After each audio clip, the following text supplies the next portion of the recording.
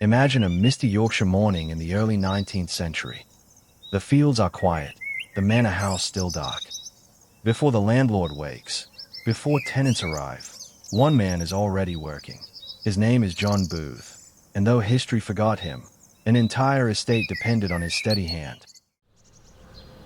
John Booth was born into a world where most lives followed narrow paths. Likely raised among farmers or rural tradespeople, he learned early the value of reliability. In a rigid class system, trust was currency. Booth earned it, and that trust would elevate him to the demanding role of estate steward. An estate steward was not a gentleman, but not a laborer either. Booth stood between power and poverty. Each day, he kept ledgers, counted rents, measured harvests, and settled disputes. A single mistake could cost livelihoods. A single success kept peace. His pen carried real weight.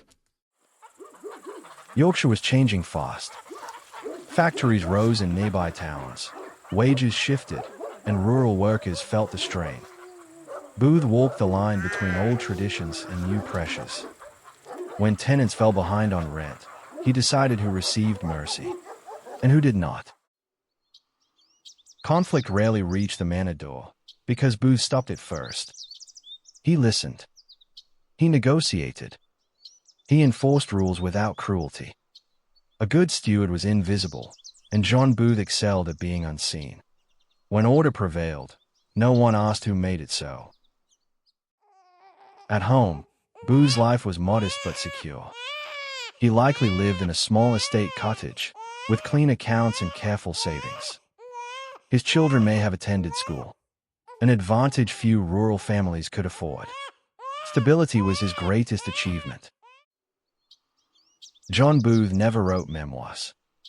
He never made headlines. Yet his careful work kept fields productive, workers paid, and land profitable. Estates survived because men like Booth absorbed pressure quietly, year after year, without applause or recognition. Today, John Booth's name barely survives, but his story matters. History is built not only by the powerful, but by the dependable.